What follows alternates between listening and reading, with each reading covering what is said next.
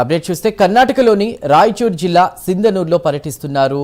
ఇక స్థానిక తెలుగు యువత ఆయనకు ఘన స్వాగతం పలికి గజమాల్తో ఘనంగా సత్కరించారు.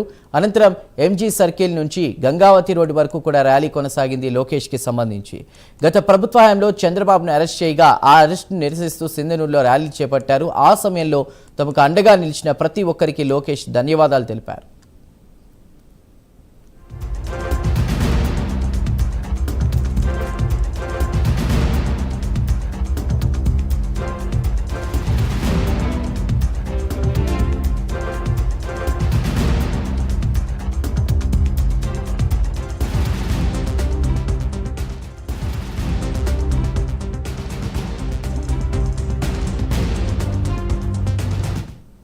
కర్ణాటకలోని రాయచూర్ జిల్లా సింధనూరులో లోకేష్ పర్యటిస్తున్నారు. స్థానిక తెలుగు యువత ఆయనకు ఘన స్వాగతం పలికి గజమాలతో ఘనంగా సత్కరించడం జరిగింది.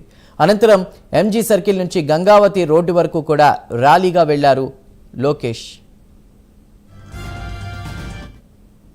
విశాఖపట్నానికి స్టీల్ ప్లాంట్ తీసుకొచ్చాం. గత పాలకుల వల్ల విశాఖ ఉక్కు అనేక ఇబ్బందులు పడింది, మూతపడే పరిస్థితి వచ్చింది. కానీ నేనుండా మీకు అండగా నిలబడతానని చెప్పిన ఏకైక వ్యక్తి గౌరవనీయులు కుమారస్వామి గారు. నేను ఎప్పుడు భయపడేవాడిని విశాఖ ఉక్కుకి ఏమవుతుందని. గౌరవ ఎంపీ గారు ఉన్నారు, భరత్ గారు, విశాఖపట్నం ఎంపీ గారు. ఆయనకి ఎప్పుడు చెప్పేవారిని, సార్ నేను ఒక్కసారి ఆయన కన్విన్స్ చేయని. ఒక 10 సార్లు కలిసిన తర్వాత గురువుగారే నాకు ఫోన్ చేసి, బ్రదర్ ఎందుకు కంగారు పడుతున్నావు, విశాఖ ఉక్కుని కాపాడే బాధ్యత నేను తీసుకుంటానని చెప్పిన గొప్ప వ్యక్తి కుమారస్వామి గారు. అది ఒకటే కాదు, రెండోది ఆర్సిలర్ మిత్తల్ స్టీల్ ప్లాంట్, భారతదేశంలోని అతి పెద్ద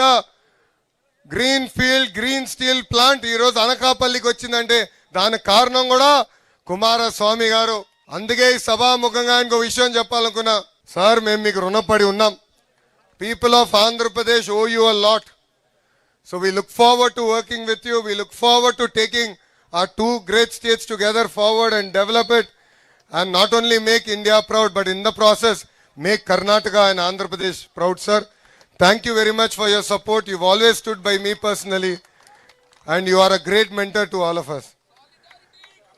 ఇంత అద్భుతంగా మనకి అండగా నిలబడిన కుమారస్వామి గారికి హృదయపూర్వక ధన్యవాదాలు తెలుపుకుంటూ, నాకు ఇంత అద్భుతమైన అవకాశం ఇచ్చిన మీ అందరికీ పేరున నా హృదయపూర్వక ధన్యవాదాలు తెలుపుకుంటూ మీ అందరి దగ్గర నుంచి సెలవు తీసుకుంటాను.